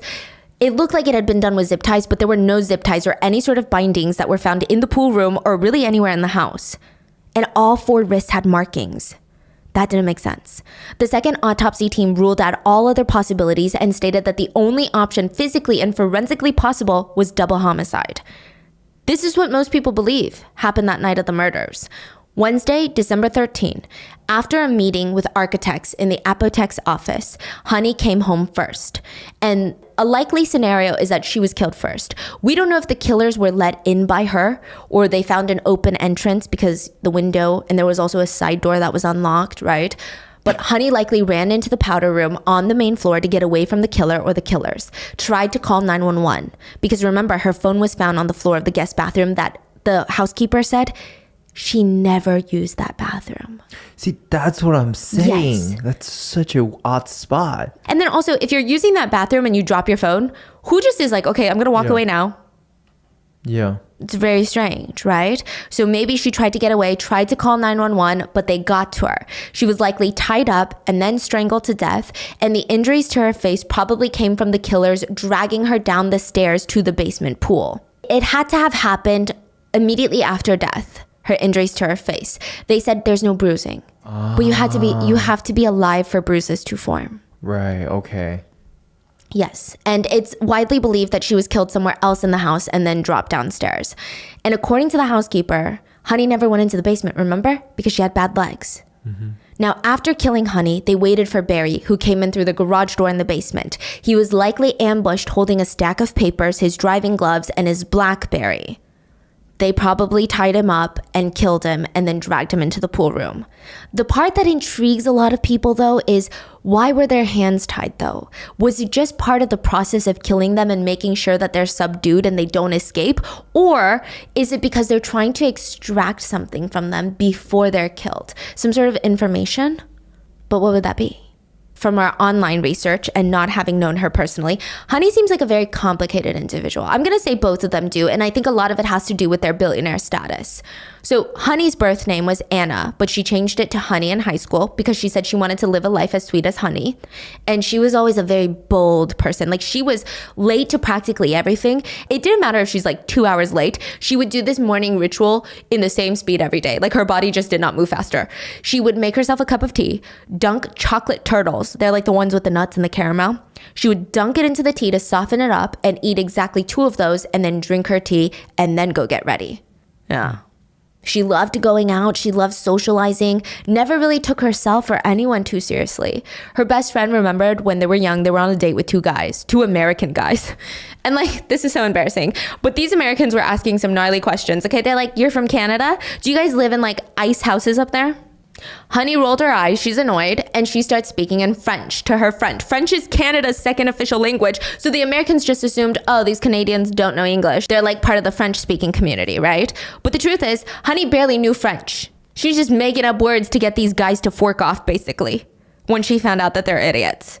And a lot of people said Honey was just a blast to be around. She was introduced to Barry Sherman through a friend of hers, and the two, they hit it off. They got married, and I imagine that they had this dream of having a big family, but things didn't really go according to plan. They tried multiple times to get pregnant. Honey suffered multiple miscarriages. They finally gave birth to Lauren, their first child. She would actually be the only biological child of both Honey and Barry. The couple tried to have more children, but it wasn't working, and so they used surrogacy for the remaining 3. But at the time, surrogacy was not that popular in Canada, and it was basically in its first stages. So what they did was they would get surrogates from the US, and they would just implant Barry's sperm into the surrogates. So it's the surrogate's egg, and they had 3 different surrogates. So all 4 kids have the same dad. Yeah. And all 4 kids have different, well, I don't want to say moms, but you get it, like eggs. DNA, yeah. Yes. Maternal DNA. Does that make sense? Yeah, you get what I'm saying. And I'm only emphasizing this part, not because I think that this makes them less of Honey's children or less Sherman, but there are speculations by netizens that this affected the family dynamic. So Lauren, the first child, has both Honey and Barry's DNA, and the next 3 Sherman kids, they only have Barry's DNA. And some people think that Honey maybe didn't have as strong of a maternal side. A lot of netizens suspect that she just didn't seem as close to her children, which I don't know where we're getting this speculation because the family is awfully private. But for example, Honey's parents were Holocaust survivors.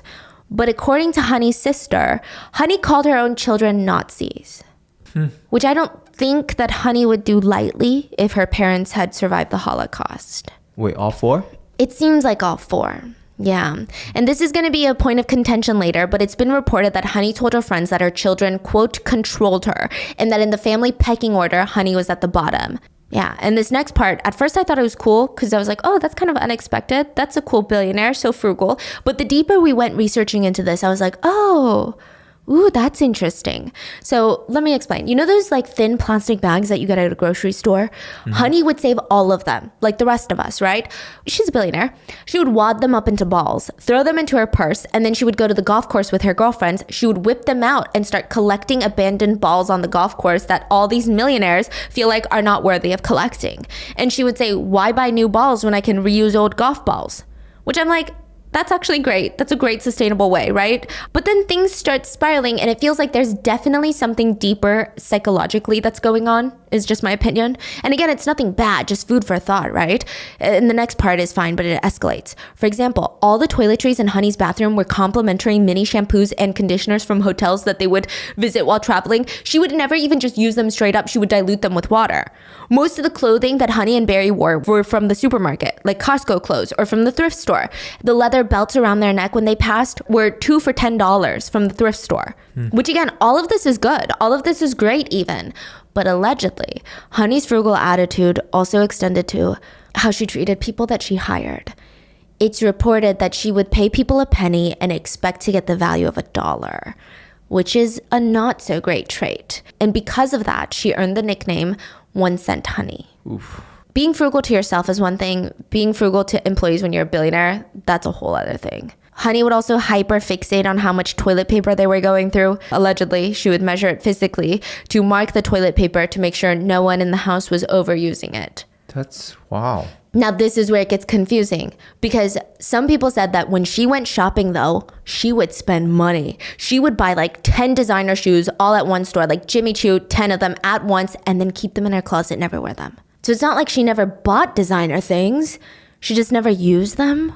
Kevin Donovan, the journalist, described her as a billionaire with drawers full of brand new, never used designer wallets.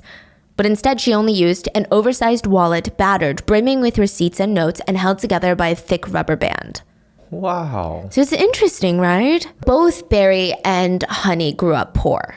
So it is speculated that these are kind of the poverty anxiety. It does look like she's looking for some sort of control or security or even safety. That's a thought, not a fact. But it feels like a control thing because some of Honey's friends even reported that when they would go out to eat, she would order for them. Or for her daughter, Lauren's birthday, she would get a bunch of presents from Lauren's friends, right? And she would hoard them and make sure that Lauren didn't open them until weeks later. Why? She didn't want to spoil her too much on her birthday. It seems like she wants some level of control, but then other sources state that Honey never filled her tank in her decade-old Lexus that she drove, so she was basically playing gas roulette. Like, nobody ever knew if her car was gonna run out of gas on the side of the highway, which feels like the opposite of someone who wants to have some control in their life. So I guess that's why I use the word complicated to describe Honey. Side note, since we're on the topic of money, the Shermans would fly economy for most domestic flights. They would typically fly first class for international flights, but there were apparently a lot of times where they would board a plane for a business meeting and Apotex executives would be sitting first class and they would walk past them and they would joke, "Oh, I wish I could fly first class one day." Yeah. Wow. Honey was known to be very generous with her friends, her sister, and a lot of charities. I mean, her friends absolutely adored her. They said she was a millionaire when we met. Then she became a billionaire. But you would never know. You know, she always took care of us. Whenever she would talk passionately about her travels around the world, it was never about shopping or where she stayed or what she ate. It was about things she saw, people she met, what she learned. Like she went to meet the Pope, even though she's very Jewish.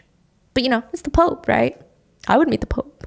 It said that Honey always made people laugh. You know, they said that they would be at dinner parties with the Shermans and they would have this like mischievous look on their faces. And Barry would say, "All right, let's go get laid." And both of them would just get up and leave.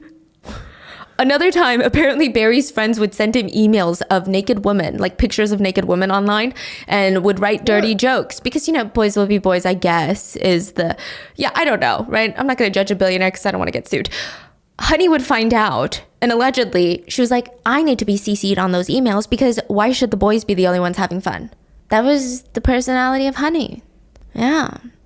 And remember how Honey's sister, Mary, told everyone soon after their deaths that Honey was going to gift her $300 million?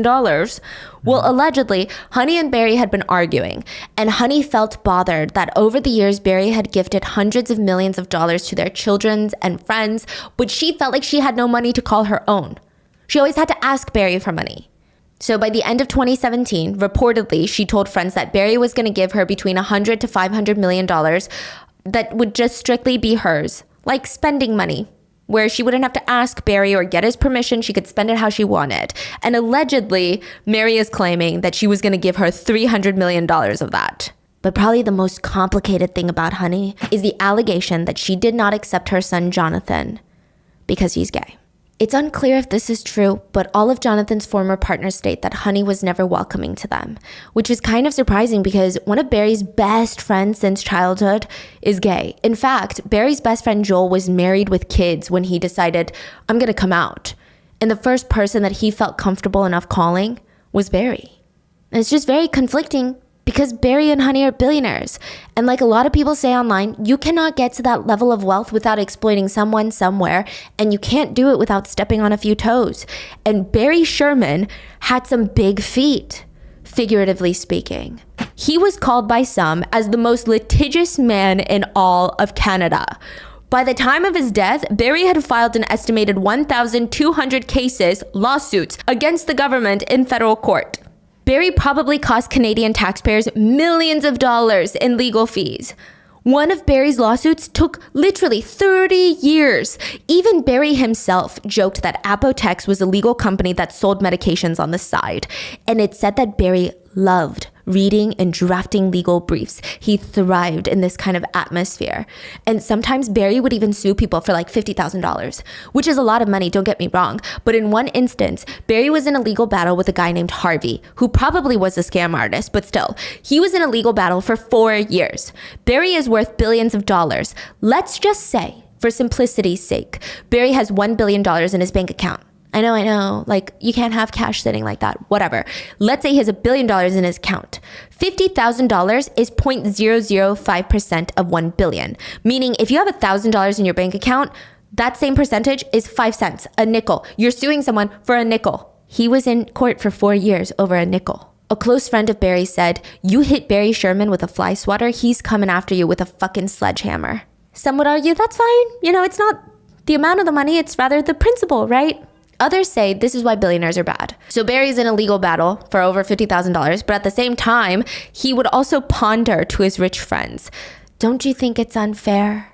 We have so much, we have so many beautiful things and other people do not. Why should we be served and others do the serving? Who decided that some people get to serve and some people get served?" You know the house that they were found in?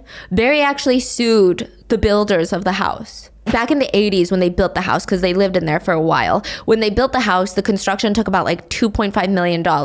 He sued them and won $2 million back. So yeah, he's a very litigious man. He loves a good lawsuit. But you know what lawsuits do? They create a bunch of enemies that probably hate your guts, because lawsuits can ruin lives. But back to the lawsuits, most of them were not for small amounts, for $50,000, but easily several hundreds of millions of dollars were at stake. Barry naturally had a lot of enemies because people think that Barry Sherman monopolized the entire Canadian generic drug industry, and he was considered a king of the pharmaceutical industry, which is kind of a dangerous title to be given. It just paints a big red target on your back. And people that probably hated Barry the most were other pharmaceutical giants. And I didn't know this, but there's like two sectors of the pharmaceutical industry. So you've got big pharma, like true big pharma. You're talking brand names like Tylenol, that's a brand name. Advil, that's a brand name, right? And then you've got generic drug companies. They hate each other. Let me explain. So brand name big pharma companies like Pfizer, all these different companies, Johnson & Johnson, they will spend billions of dollars developing a new drug. They have to go through clinical trials. It's rough. It's expensive. They finally get it approved by the government. They get it patented. They start selling for a high price because they've already spent billions of dollars on developing this drug, so they need to make their money back. And since it's big pharma we're talking about, they need to make a big fat profit. But then generic drug companies will come in, look at the patented formulas of those new drugs, make it similar, if not nearly identical. Sometimes they have the exact formula and then just add a bunch of filler ingredients that don't harm the person taking it, but just so they can be like, "Oh, no, our ingredients have different things." But it's like the filler ingredients literally do nothing. It's just there to not infringe on the IP. And since they did not invest billions into developing the drug and the trials, they can sell it for a lot cheaper without affecting their bottom line, making just as much profits as the brand names. It seems like generic drug companies like Apotex get sued left and right by brand name big pharma companies who want to drag them to court to see if their recipe or patent has been violated. And a lot is at stake. If the law determines a patent was violated, the generic company will have to pay the big brand name pharma company a lot of money. If the law determines no patent was violated, then the brand name's patent nulled. It's void. Patent gone. Then everyone can just ravage this ingredient list. Wow. At this point, generic companies probably consider massive multi-million-dollar lawsuits just the cost of doing business. Generic drugs are legal and honestly necessary. I love generic drugs because it's cheaper for me. Generic drugs are one of the main factors for curbing the spread of AIDS during the epidemic because cheaper equals more accessible. But it's not that simple, okay? The generic drug industry, they're not Robin Hoods. They're also known for doing very questionable things. As a whole, the industry has a history of breaking rules, falsifying data from their manufacturing plants, pushing the laws of patent laws, and fighting amongst each other to be the generic brand that is the first to manufacture a generic of the brand name. And a lot of people have a strong hatred for Apotex. They think Apotex pretends to be for the consumer. And yes, likely their stuff is cheaper than the brand names. But one law professor said, Canadians pay more for generic drugs than almost every other country. Barry sought to manipulate our system to enrich himself and impoverish Canadian patients who used his drugs, implying that Barry stands behind his message of wanting to help the less fortunate get access to drugs. But if that were true, he would lower the prices even more because he easily could.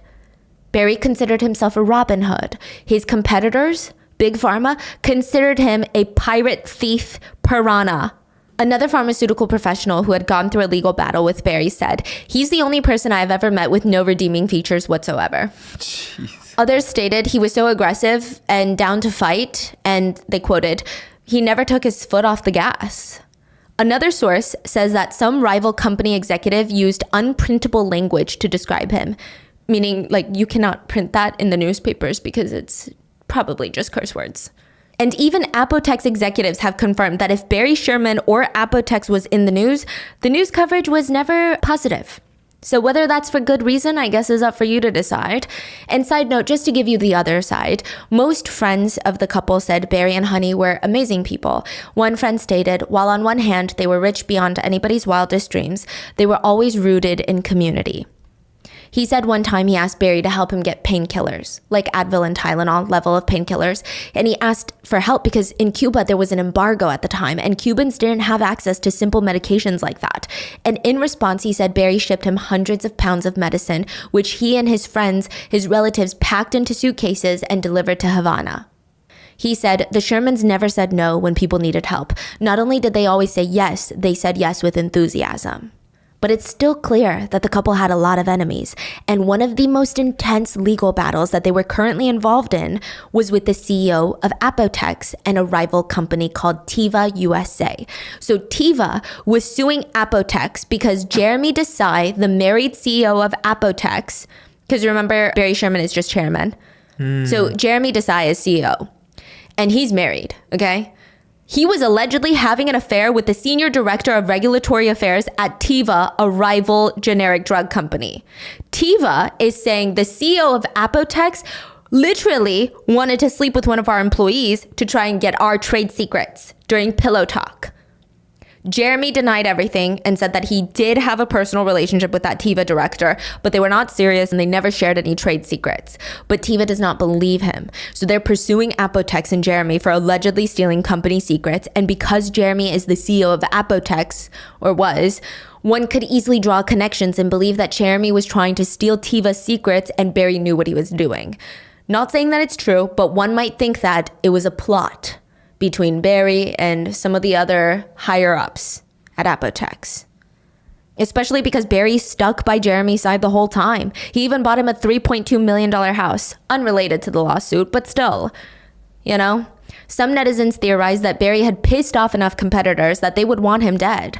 Barry even said so himself that everyone in the industry hated him. He said, the branded drug companies, so the big brand names, they hate us. They have private investigators on us all the time.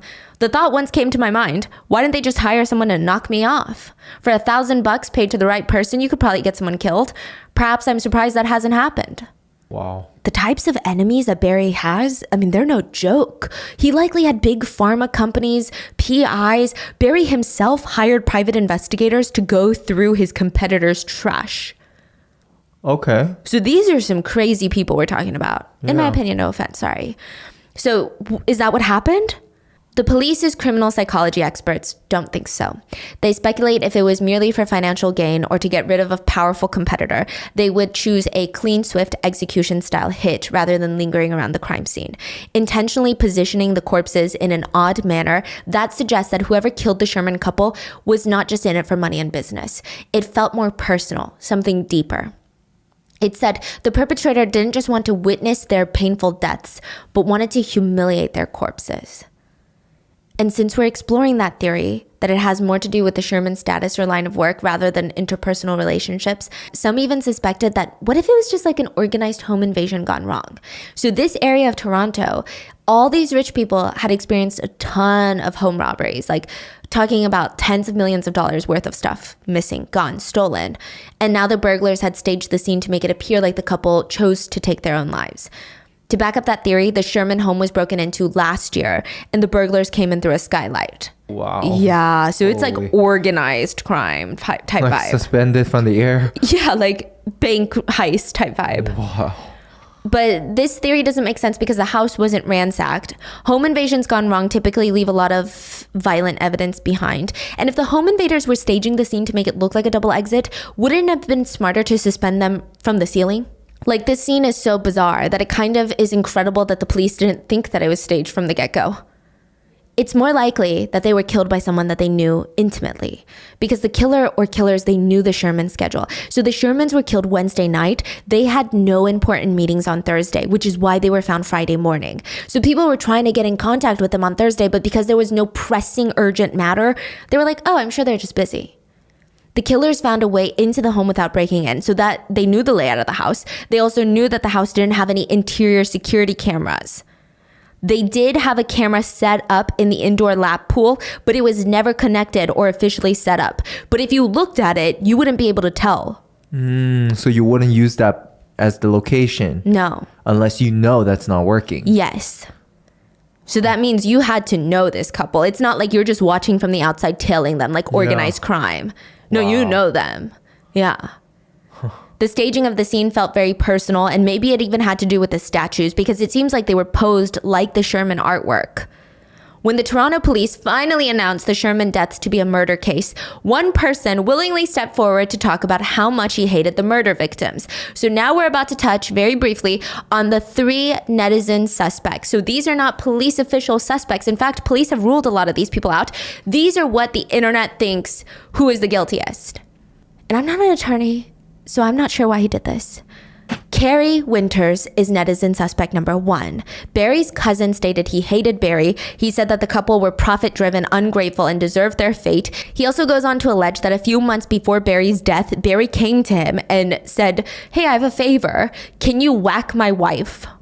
Carrie said, "Come on, Barry, you want me to kill your wife?" He claimed that Barry said, "There is no way she's getting half of my money." "No, I didn't say you. You must know some people. Could you arrange that for me?" There was a time in his office that he turned to me and he said, "Carrie, I want you to do me a favor." And I said, "What's that, Barry?" He said, "I want you to whack my wife." And I said, "Come on, Barry. You want me to kill your wife?" He goes, "I didn't say you. You know some people. Could you arrange that for me?" Which is a very bold claim to make. The police had no way of verifying if this conversation even actually happened, so they asked Carrie to take a lie detector test. That lasted 3 hours, and he failed probably spectacularly. And he said, I probably had reasons to lash out and do the dirty deed, but absolutely not. I had nothing to do with the murders. I don't know who did it. Are you lying when you say that Barry Sherman told you that he wanted his wife killed? No. There's So I something failed. Yeah, you failed. Yeah, you failed. Here are my feelings about Barry. I'm not going to call him a serial killer or a sociopath or a pathological liar. That's for shrinks. I'm not a psychologist. I'm just a recovering addict trying to get through a day. But I can say this. Barry's idea of friendship, love, honor, loyalty, things that bind people, was a foreign concept. This was a man I don't think had any friends. Carrie also claimed that after filing the lawsuit against Barry, Barry told him, "You're thinking of coming after me? You should think twice because you won't beat me. You don't know who I am yet." Netizens who believe Carrie is guilty think that it's clear he has motive, a very envious personality, and a deep hatred for the couple. He probably knew their schedules, and there's no forced entry because he's still their cousin at the end of the day. If he showed up to talk to them, I feel like Honey would let him in. But Carrie does have an alibi. It said that he was in a rehab the night of the incident, so he couldn't have done it himself. Then considering the fact that after losing the legal battle to Barry, Carrie was in debt, so he was likely incapable of hiring a hitman. And it was implied by the police that Carrie's IQ and EQ were not sufficient enough to orchestrate a complex, unsolved double homicide. So I do think the whole situation with the Winter brothers is sad. And while I think most people do feel a tiny bit of sympathy for them since their parents passed, they were still born into a life of privilege. When they were of age, they were given trust funds. They had a huge leg up in this world and they kind of blew it. And yes, some people do speculate Barry probably started Apotex knowing that he wanted to have full initial ownership of his company instead of giving the Winter brothers a big chunk. But in regard to the Winter brothers, he did everything legally. Barry did. I mean, I guess the ethical part is the part to be argued. Many netizens admit it seemed like Barry tried. He tried to give them all funds and businesses. None of them worked very hard, considering they had the upper hand. Tim, the chef, is doing fine, but 2 of the brothers, Dana and Carrie, they fell into drugs. Dana was actually charged with murder. Barry paid for his attorney. What? But soon after, Dana died of an overdose. It was like a drug deal gone wrong. Oh my gosh. So it seemed like they never really seemed to understand the value of money, even when they received trust funds. And yeah, Carrie admitted he blew all of his money on luxury travel and drugs. So to sum it up, many netizens believe that while Carrie had the strongest motive out of all the quote internet suspects, he likely didn't have the means to commit a double homicide. Then we have netizen suspect number 2, Jonathan Sherman, who owed his dad around $60 million. Now, I'm not the one saying this, but it is argued that the Sherman children did not adopt their father's genius IQ and business acumen. And maybe Barry knew that. Every time Jonathan, his only son, had a business idea, Barry would lend him money with a note that was like, "This is a loan, and I'm charging interest." 60 million? Some figures say closer to 100 million. For what? Random businesses. Wow. And before he died, Barry wanted his money back. Barry emailed Jonathan asking for the principal investment money back. He doesn't have to worry about interest, but you're still talking about $60 million. Jonathan claimed that he was mad when he got that email, like really mad. But it stated that he wasn't even mad because his dad wanted the money back. To him, that was fine. It had always been a loan. But it was the fact that his dad came to him first. So there had been so many people that his dad had lent out money to that he wasn't getting a return on his investment on. Why would he come to his son first? In an email he wrote to his dad, "Can you explain it to me? I'm bright and educated. If you explain it to me, I'm going to try and understand." And his dad said, "Explain what exactly? How do you determine what's worthwhile to invest more money with? So your best friend Frank, despite year after year of losses, what are you seeing in his businesses that everyone else is missing?" Jonathan is annoyed that his dad is still funding his best friend Frank, but wanting to stop funding him, his own son. And he's saying, like, I actually care about my businesses. If you ask anyone I work with, like, I'm there every single day. You ask the employees that I work with, like, they like me. I'm trying to foster a culture. He's like saying all these things. And you want me to pay the investment back, but your best buddy Frank over there, everybody hates him. He's losing all your money. And you don't want your money back from him? We're family. That's kind of the vibe I got from some of these email little snippets. It also seemed that father and son didn't see eye to eye on a lot of things. Jonathan seemed to have much more expensive taste than Barry, and so many netizens think that he's the biggest suspect because he would actually be the only one of the suspects to actually gain something from his parents dying. Billions of dollars. And he did say something kind of strange at his parents' funeral. He said, "Neither of you had to suffer like we are suffering now," which people felt like was kind of an odd thing to say. Because if they were hanging or were murdered, you would imagine that's quite a bit of suffering, right? Even Jonathan himself willingly told a journalist that all three of his sisters initially suspected him of being the killer. But he believes it's just jealousy that accumulated over the years. He was kind of the favored child in terms of business. Reportedly, his dad, Barry, was pretty saddened by the fact that Jonathan did not want to take over Apotex one day. But it's interesting because the Sherman kids, right? They hired Canada's top attorney, Brian Greenspan, and a whole legal team. They funded a pricey, multi-million-dollar private investigation team filled with retired detectives and even had a leg of private forensic investigators to study their parents' bodies. I mean, they're funding an investigation into their parents' deaths alongside the Toronto police. But the interesting part is Jonathan said he was the one that suggested this whole idea to get the attorneys involved, which it's only through the attorney's involvement in the case that it was classified a double homicide. Additionally, the private team funded by the Sherman kids have been really proactive in just combing through, looking for evidence, trying to offer to scan the pool with like this small fine particle vacuum to pick up any hairs if there's any evidence. But the police didn't do it. So they're doing a lot. Why would Jonathan want to hire these people in the first place if he's guilty? He would just let the police conclude it as a murder-suicide and walk away a billionaire. Additionally, the original reward for anyone who had information on his parents' deaths was $10 million. He personally funded $25 million to up it to $35 million. And that's just from Jonathan alone, the other $25 million. Which, yeah, I mean, technically is a drop in the bucket for his newfound billionaire status. But others say, maybe this guy is just weird and he didn't have the perfect relationship with his parents. But would he really kill both of his parents? Another argument is, you know, for us, like normal people, your parents asking you for $60 million back could seem like the biggest stress in the world, right? Could seem like a big deal. You're indebted $60 million. But to these people, it might just be like play money. You're like, I'll give it to him when I give it to him. Mm-hmm. It doesn't seem like his dad would have done something if he didn't get it back. Yeah. So you're saying that doesn't give him the biggest motive. Yes, but a lot of netizens are like, we might think it does because we don't have billionaire dads. But, you know, just might not work like that, right? Jonathan argued if the motive was inheritance, the sisters should also be considered suspects. And food for thought. If he were falsely implicated, each of them would gain an extra $1 billion in wealth. And netizen suspect number 3, Frank D'Angelo. Frank is a character straight out of a movie because he did actually star in a few gangster-themed movies that Barry Sherman funded.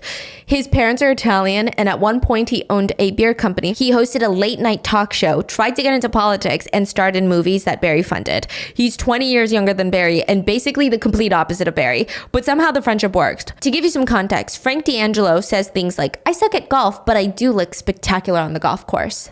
The first meeting was in Barry's office, where Frank proudly placed a container of apple juice on Barry's desk and told him to try it. He was an apple juice sales rep. And I don't know if the juice was that good or if Barry was just looking for a new friendship. They got along instantly. Frank would actually become one of the closest members to Barry's inner circle, which is very lucrative because Frank would have access to the bank of Barry.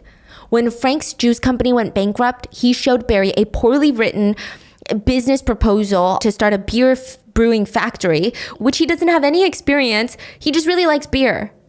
Yeah, Barry the billionaire helped his friend fund this new company. He paid for Frank to tour Europe to learn new techniques and buy equipment. When Frank wanted to sponsor an ice hockey game with his beer company, Barry funded it. So he had all of his ads on like some of the biggest ice hockey games in Canada.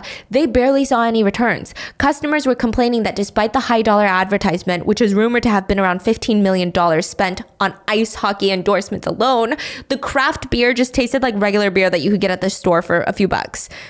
Then in 2007, Frank decided to go into the industry. He hosted a late night talk show, released an album, wrote, directed, and starred in several street gang themed movies. And obviously the financial backer to all of his projects was his best friend, Barry Sherman. There are no exact figures, but there are estimates that have been thrown around that Barry had spent like $250 million on Frank D'Angelo. Jeez. $250 million during the course of their friendship. And it seemed like at least one of the Sherman kids, Jonathan, was getting sick of it. It's interesting because Barry seems to have been very generous with all of his friends, but the most generous with Frank.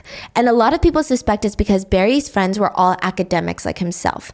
They all kind of had their own things going on, and they all grew up or ran in the same circles. Frank was not that at all. He had everything Barry didn't have. He was indulgent, reckless, wild. When he was young, Frank had joined a band, like out of nowhere, and he started touring across North America with no money, spending all this money to go to all these different cities where nobody knew him, making no money, no return. He had to live on hot water where he would pour ketchup inside, stir it into a soup, and then put some crackers in. That was his meal, like for a long time, which is not necessarily a bad story, but I think it gives you an idea of his impulsivity. Barry literally could never do that because of the line of work that he's in. And he has a whole family. So maybe he's funding Frank's dreams to kind of vicariously live through him. But did Frank kill Barry in anger because he knew that Barry was going to wean him off or cut him off soon? Some netizens say yes. The anger, passion, hatred, those are things that you can't really understand. They make people do crazy things. And there is another case linked to Frank that netizens have been bringing up, the ones that think that he's guilty. Frank was accused at one point of sexual assault. I will say that he was acquitted, but a victim alleged that she had gone to his office to interview for a position as like an event coordinator. He allegedly asked her to come to the hotel next door to finish up the paperwork, but instead he essayed her.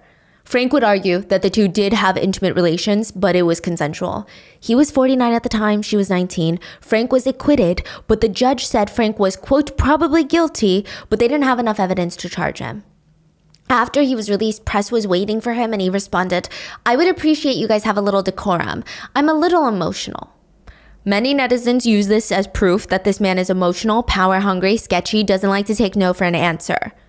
Some netizens argue the opposite. They say, no matter how angry and hot-headed Frank seems to be a lot more driven by money than anything else. So why would he kill the goose that laid the golden eggs for him? It seems unlikely that he thought that he was in Barry's will or thought that he would get something out of his death, right? So why would he do that? Frank argues that he would never kill his friends. He said just 3 days before Barry's murder, Barry came over and the two shared a breakfast together. And it seemed like Barry was a little bit sad. He even said something along the lines of, allegedly, having you, Frank, as a friend is enough for my lifetime. I can die without regrets. Which is an odd thing to claim that someone said 3 days before they died. But Frank insists he knew that Barry was murdered from day one, and he said that he believes at least 2 people were involved in the killing. So there is this scary, lingering question of if billionaires' murders don't get solved, will anybody else's?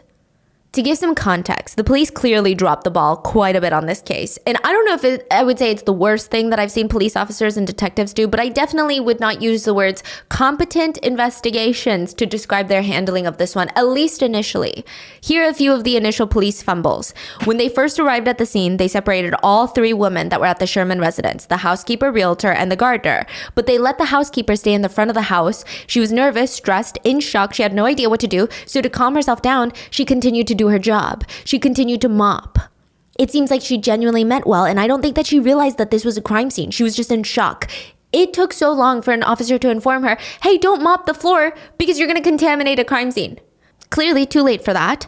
A few other things to point out. The police working this case didn't even visit Apotex till 3 days after the bodies were found. The lead detective assigned to this case didn't even show up to the Sherman residence till 4 days after their bodies were found. Detective Price, the one that was talking to the media when news first broke, he was a newer detective who had no idea that his verbiage of stating that they were not looking for any suspects right now would be taken as the police believe that this is a murder exit. The police were also slow to establish a timeline of events on when the Shermans were last seen and who they were last heard from. They didn't even start asking Apotex for the Shermans' whereabouts until 3 days later. And Dawson, the security guard at Apotex, he really liked Barry. He said Barry and him, they had a little inside joke where they both liked tomato juice. And so Barry always told him to sneak into his office and take tomato juice because he's got good taste. So Dawson is like, I'm going to try my best to help this guy because I like him, you know? And it's morally the right thing to do. He gave the police the files of footage from the last day the Shermans were in office, and it's speculated they went home immediately after this and then were murdered later that night. So this could be very important. He gave them the footage, and it showed them having a meeting with the new house architects, Honey leaving Apotex at around 6:30 p.m. going home, Barry leaving at around 8:30 p.m. going home. Their estimated time of death was 9 to 11 p.m. This is technically the last time they were ever seen alive. He gives them this footage. A month later, he gets a call. The police are like, hey, do you have the software? We need to look at the security footage. And he's like, you haven't looked at it? It's been a month. Wow. Yeah. That's crazy. Additionally, there was a real estate lockbox at the front of the door. And I don't know if these are still used these days, but it's like a mini safe. You punch in a code and it unlocks to reveal the house key. Realtors will use this to give showings when the homeowners or the other available realtors aren't there. Now, that lockbox wasn't checked for a while to see if the spare key had gone missing or stolen. The only reason the police even checked was because the realtor kept calling, asking, did you guys check? Did you guys check? Key people in the couple's lives were not interviewed for months. The former Apotex CEO, Jeremy Desai, was not interviewed for 2 months, even though he had exchanged emails with the couple the night of their murder. The emails reveal nothing, but still, Jeremy was embroiled in that legal battle with the competitor, Tiva. They didn't talk to him for months. And it's scary for netizens because if this is how you treat potential murderers of billionaires, think about how they're going to treat us. Other people who had access to the home were not fingerprinted until almost a year after the couple's death. And then presumably the worst fumbles, the Sherman's next door neighbor told the police almost immediately, we have CCTV footage that show the exterior of the Sherman residence. And we caught someone on the Sherman property on Thursday. What? Thursday. So murdered on Wednesday, Thursday, they saw someone on CCTV, Friday, they were found. The neighbors were under the impression at the time that the Shermans were actually killed on Thursday instead of Wednesday. So they were like really urgently telling the police, like, you need to come get this footage because our security system like rewrites itself every 7 days. They're like, we looked through the footage. We saw a suspicious man walk back and forth from the Sherman front door. We recorded the time codes. And in total, it looked like the man had spent a total of 29 minutes, presumably inside the house.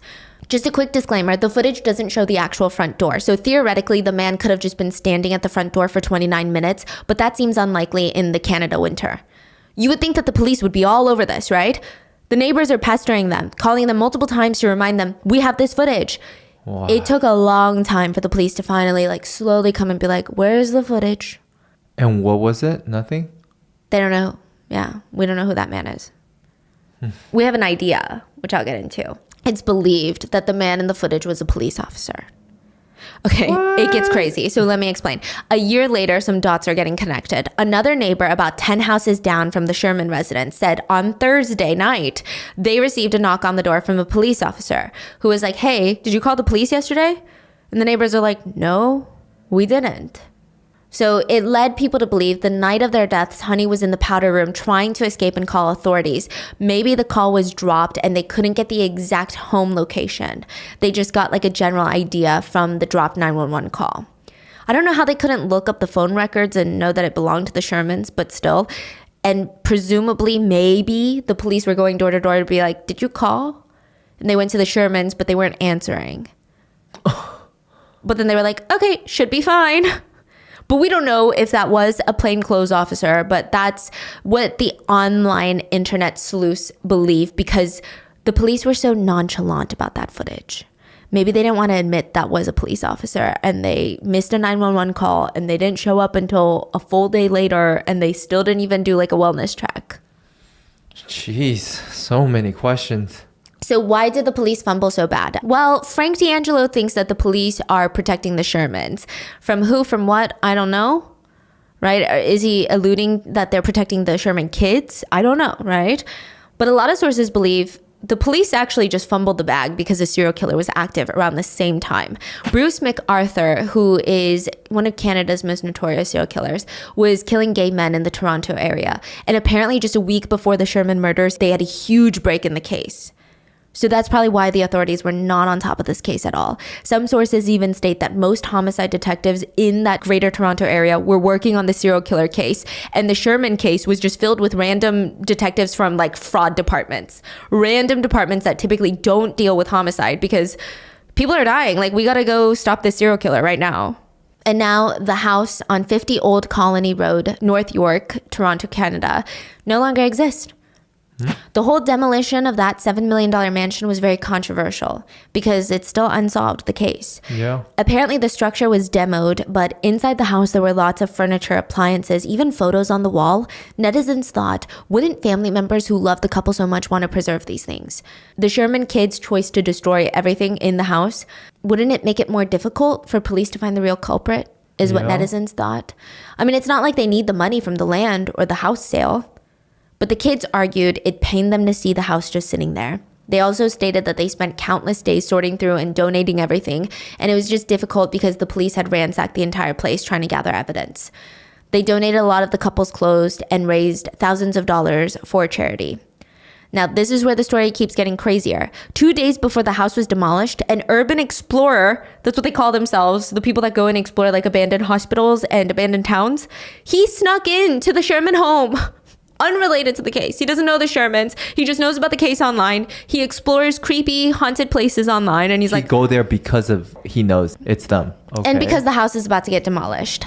Okay. So the electricity had been cut off. He said he opened the door to a pitch black space. He had his flashlight. The entire house was creepy. He said there was stuff everywhere. Furniture, clothing, artwork, books, personal stuff, photos of the deceased, everywhere. He said every room that he stepped into, he just said, Jesus Christ. He said the master bedroom had holes punched through the walls. It looked like somebody was looking for something in the walls. That's not what the place would have looked like at the time of the crime, but it's just like after everything, right? Yeah. But the worst part, he said he walked into the underground pool room. He expected his flashlight to hit the water and reflect off of it, right? And help illuminate the room. But instead it was just this dark hole that swallowed up his light. He said the room smelled awful and everything was dead silent. He said this was far darker than anything that he's usually interested in. He said, needless to say, it's something I'd never want to do again. Such terrible energy. The fact that it was in complete darkness made it more sinister. He said he went home, uploaded a few pictures to Reddit, and according to him, within minutes, received a cease and desist from the Sherman children's attorney, telling him to immediately delete all information or else there will be legal action. Wow. So 2 days after the home was demolished, the family sold the plot of land for $4.25 million to a 28-year-old professional swimmer that lived nearby.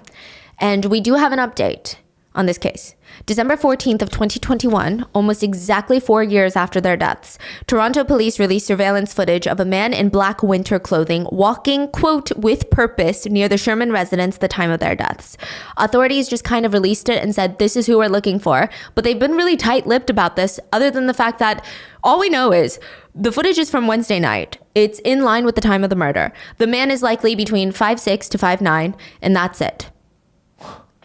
The interesting part is body language experts have noted that based on the walking man, that's how people dub him, the walking man's posture and gait, the way he walks, they think it's highly likely that he had undergone many years of military training. We have been able to eliminate the vast majority of people captured on the video. We are left with one individual whom we have been unable to identify. I'll ask that you take a look at the screen and observe this individual. Through our investigation, we have been unable to determine what this individual's purpose was in the neighborhood. The timing of this individual's appearance is in line with when we believe the murders took place. Based on this evidence, we're classifying this individual as a suspect. Though there is a lack of detail in features of this individual, we believe that further information from the public could assist us in making an identification.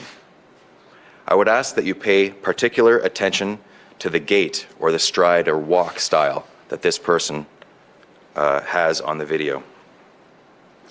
We are not able to provide you with any certainty the person's age, weight, or skin color.